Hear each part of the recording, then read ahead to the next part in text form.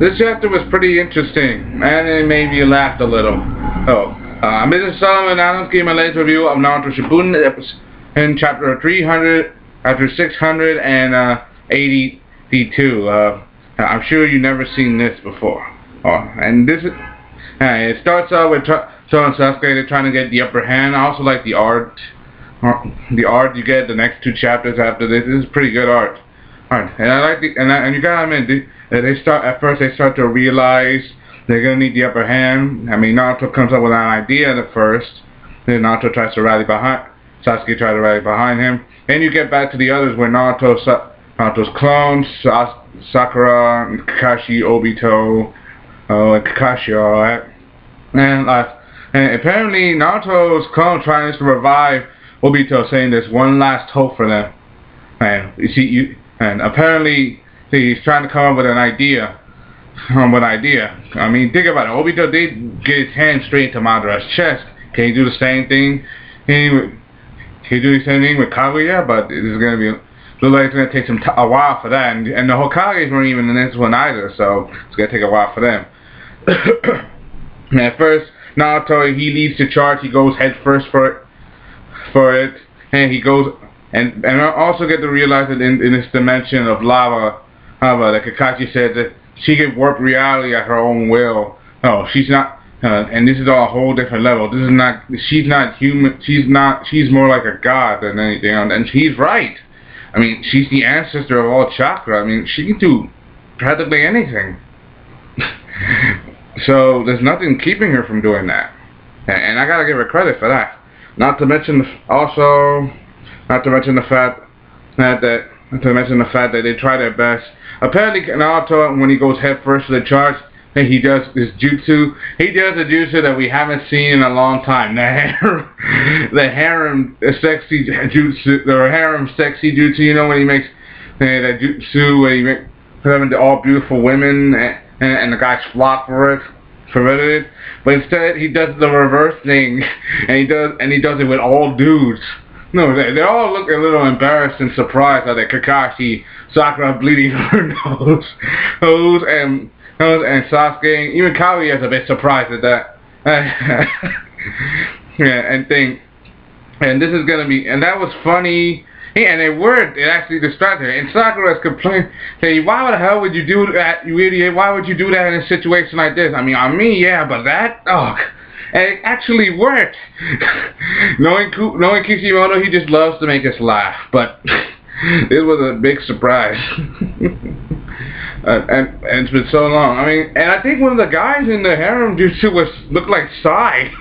Where do you get the idea to put Sai in that? And it worked, and it does work also.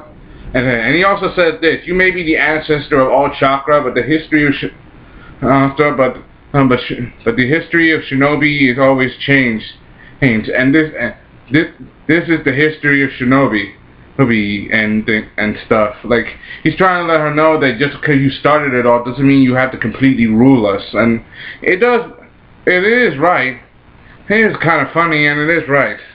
But Naruto, he always was he may be a strong shinobi, but he's a comedian at heart. So, and Kubo, Sasuke, and then now that Kaguya's down, they try to get the upper hand. And even Kakashi's starting to realize Naruto was exceeded what he thought. Even he remembers a conversation he had with Jiraiya, saying that Naruto was getting ahead. He's starting to skip ahead. That reminds me a lot more like Minato. That means he's comparing Naruto to his father Minato, the fourth Hokage. And remember, he was Jiraiya's student. So basically, he's saying that he's more like Minato than he thought. Even though he acted a little foolish, he's more like Minato than he thought. And you gotta give him, and he's right. I mean, he has grown strong, and he has surpassed his father in so many ways. And this is just further proof of that. Then you get when they prepare the seal, they're about to make their move. When Kaguya, using her third eye, they're no longer in a fire magma dimension. Now they're in some kind of ice pillar dimension, and she managed to slip through one more time, dragging them all with her. And this is just really, really amazing.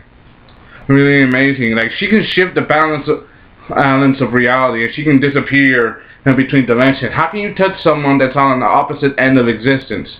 Unless you can do the same thing, you're out of luck. Okay. And Kaguya knows that they're getting the upper hand on her. She has a right to be afraid. She has the right to be afraid. And I've seen the background from this thing.